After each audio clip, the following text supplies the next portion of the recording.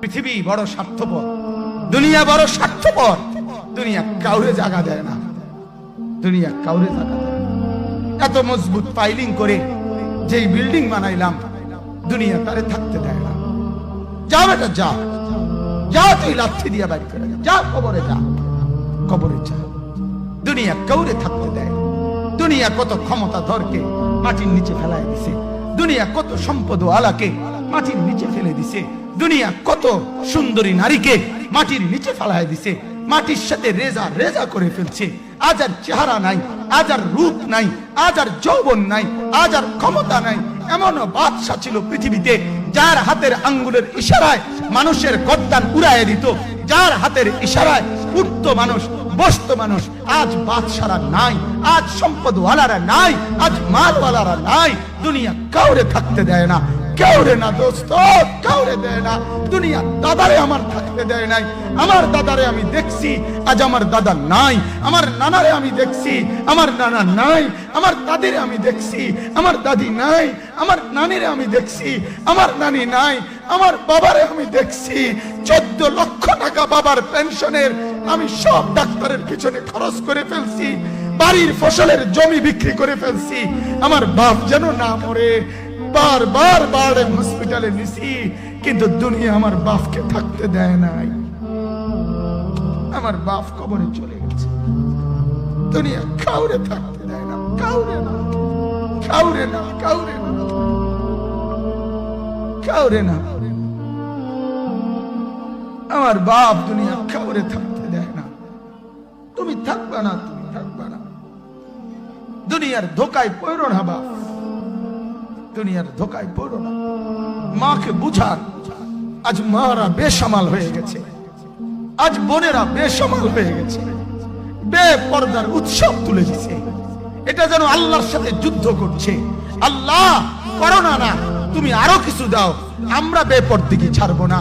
যুবক ছেলেগুলো যেন বলতেছে, আল্লাহ তুমি করোনা দেওয়ার চাই দাও, অশ্লীল ছবি দেখা, ফেসবুকে নর্তকী দেখা আমরা ছাড়বো না।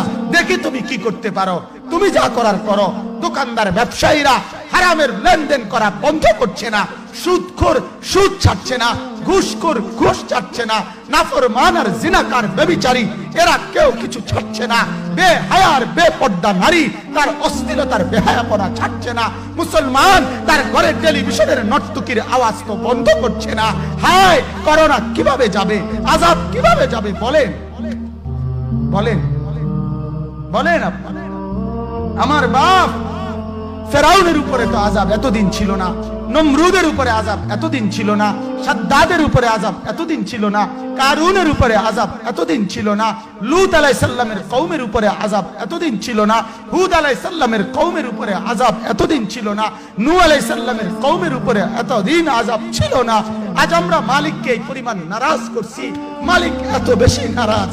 আজ 1 বছর হয়ে গেছে, 1 বছরের চাইতে বেশি হয়ে গেছে, কই করোনার মহামারীর আযাব তো যাচ্ছে না, গেছে গা বলে। আমাদের লক্ষ লক্ষ বাচ্চার পড়ালেখা বন্ধ, এরা নষ্ট হওয়ার চূড়ান্ত পর্যায়ে পৌঁছে গেছে। মোবাইল এদেরকে শেষ করে দিছে, লক্ষ লক্ষ ছেলে। গতকালকে এক মা আমার আত্মীয় ফোন দিয়া বলতেছে, সকাল 10টায় বাচ্চাটা ঘর থেকে মোবাইল লইয়া বাইর হইছে, রাতের 10টায় মা তারে ফোন দিয়া বলছে, বাপ ঘরে আসতি না, ভাত খাইতি না। বাচ্চা তারে বলতেছে, তোমার অসুবিধা কি, তোমার সমস্যা কি? মা এই কথা বইলা কাঁদা দিছে যে, শোনেন হুজুর কদ্দুর দোয়া করো।